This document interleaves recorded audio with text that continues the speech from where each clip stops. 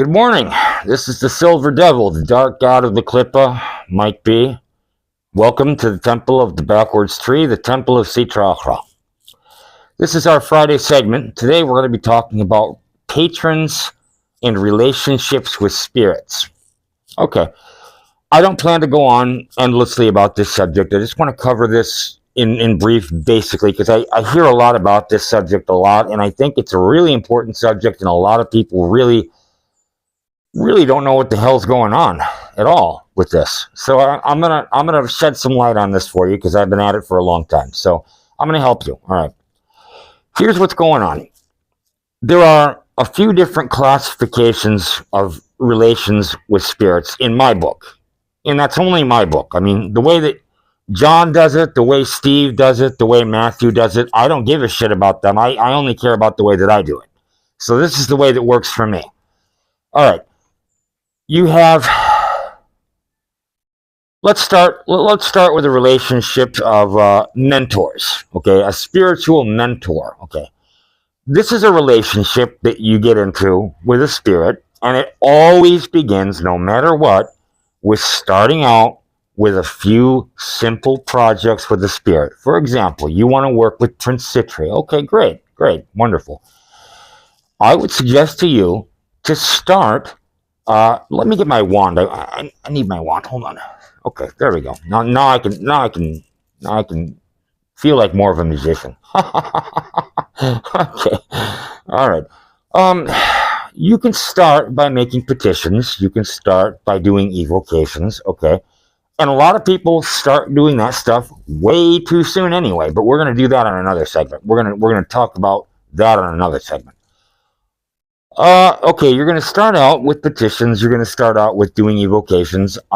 Spirit X, will you do Y for me, and I'll do this for you, and blah, blah, blah. Okay, great. Okay. That's where it needs to start. You're not going to be picking a mentor, a guide, or a patron without having done any work with them. That doesn't make any goddamn sense. That doesn't make a goddamn bit of sense. It's like, you think that you know this spirit, and you don't know a damn thing about him. You only know what you heard. And you heard his experience and his experience and his experience. And I'm going to come right back to the very beginning. I don't give a goddamn about their experience. I'm really concerned with mine. Because mine is the only one that really matters to me. And that needs to be the way it should be for you. Your experience trumps what he says, and even what I say. Your experience is the most valuable thing that you have to you, and it always needs to be that way. Any author or any teacher or anybody on YouTube trying to tell you otherwise, if they're not saying that, they're wrong. Okay, other people's experiences are a guideline for you. They are a way for you to learn what you may or may not expect to see with them. Well, I heard Sitri likes this. Well, I heard Sitri likes that. Well, why don't you ask him? Ask him yourself. He's going to tell you exactly what he wants and what he doesn't want from you, okay? There's no mystery here. There's nothing to be confused about. He's going to tell you exactly what he thinks, okay? You're going to ask him yourself. We're going to start out with guides. So suppose you've had several successful projects with Sitri, okay? I'm using Sitri as an example because I like Sitri. And we actually just inked an agreement for mentorship in real life. So this is a really good example. What we decided to work out was we're going to do a once-a-week evocation with each other. Okay. This is upgrading relationships. Now you've gone from doing projects to making a formalized agreement with the spirit. All of this is predicated on you can hear the spirit and understand it. If you can't, you have no business getting into these kind of relationships because you don't even know that the spirit agreed to it. If you can't hear the spirit, then the spirit probably doesn't have any interest in these kind of relationships with you. You need to go back and work on your clairaudience. That needs to come before this, okay? I'm not trying to be a jerk. I'm just telling you so you know. Okay. We decided once a week we were going to do an agreement here, and we're going to do an evocation, and there's going to be instruction from me on the subject of love magic, glamours, lust, things like that. because this is an area of my practice that I feel I encounter a lot in my professional practice, and I want to get better at it. I'm good at it now. I'm not bad at it now, but I want to become even more proficient at this. I want to become even better because I want my customers and my clients to experience the very best. Okay, so Citri's like, yeah, I can dig that.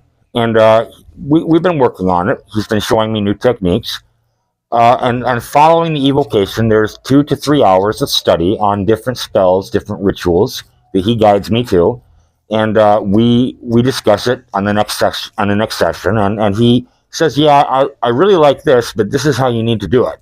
This is the secret to making that work. So I'm getting a lot of practical hands-on here. Now, in exchange, I gave Prince Citri a place on the altar. I gave him a place in my pantheon, my personal pantheon. This is where it all happens. I mean, the spirits that I select to put up here are no slouches. These are spirits that are get or done kind of spirits. And I put him up here. I gave him a place of honor. He gets daily offerings, like the others do. He gets recognition and respect, and he gets to be talked about on my segment, like this. This is me spreading the word and giving Prince Citri some airtime, which he loves. He's basking in it right now. He loves it. Because then you guys might think, well, maybe I want to work with Prince Citri too. And then he's got even more people that he's working with, and his influence grows, and everything's great, and I'm happy, and he's happy, and we're all happy. Everything works out for everybody. That's how it's supposed to be. Okay, let's talk about the next level. A guide. Okay, a guide is more important than a mentor. Well, yeah, it is. Okay. It's different, though, too. A guide is like a protector. A guide stops certain things from happening, and a guide lights up or illuminates certain pathways on your journey that you need to be going down in order to advance and move forward. When all the doors are closed to you, your guides are going to bring you to the right door that you have a key to open and move past through and go in. Okay? That's a guide. Guides are very protective too. Malevolent spirits are not going to allow them to get involved with you. Now, a guide is going to bring you challenges. Okay? Sometimes. A guide is going to bring you... King Azazel is one of my guides. Okay? Azazel, King of the Watchers.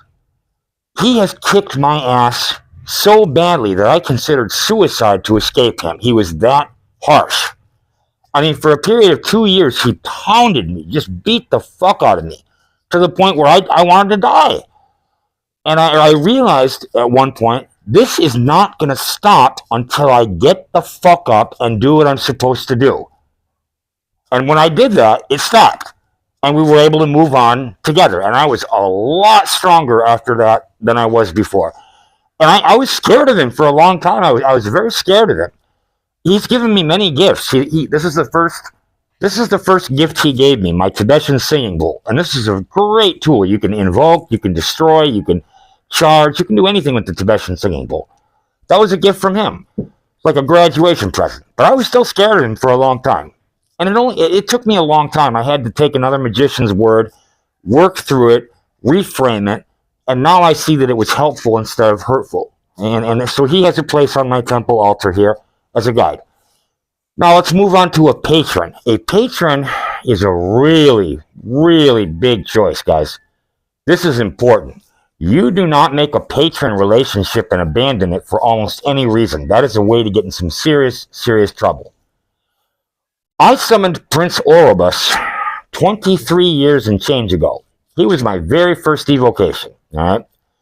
It went so well that this was our deal. I will speak well of you before both men and gods from now and forever if you do X, Y, and Z for me. And he did it so well, and I did it so well, and we carried it so long that this became a handshake agreement that evolved over time. And trust grew, and bonding grew to the point where he and I are like this now. Like I hear him all the time. He's just always in my ear. You know. Anyway, and he tells me stuff that I couldn't possibly know about people, and it turns out to be true. That's the craziest part. It turns out to be true.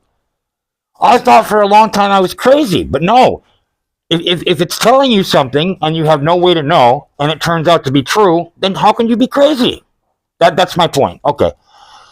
The selection of a patron spirit, I recommend you start with one. I recommend that you do not exceed two. Do not. Because you're going to be spreading yourself too thin with obligations to the spirits. And you want to make sure that you're honoring your obligations to the spirits. If you're not, you're in for some serious trouble. Okay? Let me show you how we do it here every morning. Every morning in the Temple of the Backwards Tree. Okay? Look. We have the mic and a Robus glass. We have the liquor. This isn't for me. I don't drink, okay? We take and we give Orobus a nice hearty shot of liquor. That's the first offering, okay? All right. Then we present that to him and we give him incense. Okay, we ask him what he wants. Then we light his candle for about a half hour, 45 minutes.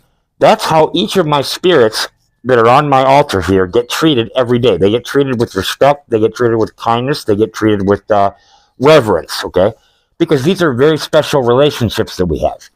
And their only way to have a relationship is to have a relationship, to build it slowly over time. It's give and it's take. Your decision to make a relationship with a patron spirit needs to come from a lot of successful bonding work before that, so that you trust and you have an idea of what the spirit is like. And your personalities need to mesh. Your personalities need to jive. Like me and Orobus, we get along great. We're good. I couldn't have that relationship with Azazel because our personalities are just too different. He's too strict. I couldn't. Belial, he's too strict. I couldn't do it with him. Some people can. I can't. I'm happy with who I've got, and you'll be happy with who you get too if you pick the right ones. If the spirit breaks the agreement, you can walk away. All right. If you break the agreement, the spirit can walk away. All right. But if you break the agreement and the spirit was doing what it's supposed to do, you can expect retaliation. Okay. Expect retaliation in a big way, and it's not cool. It's not fun. You might even have to go to a deity in order to get peace from it again, and that's very serious. We're going to talk about this subject again more in time, but I wanted to give you the basics of this today. I call it mentors, guides, and patrons. That's how I classify this. And other people are going to classify it differently, but this is how I've learned to do it with my practice and my students. I hope you've learned something here, and I hope you've enjoyed this. If you have any questions, see us and leave comments at the end of this, and I'll try to answer your questions. And if you like what you're hearing and you like being a part of the occult community, check us out on forums.occultmirror.net, and you'll see the Occult Mirror forum. That's a great place to be, guys. Anyway, thank you very much for coming. This is Mike B., and this is the Temple of Sitra Achra. Have a great day.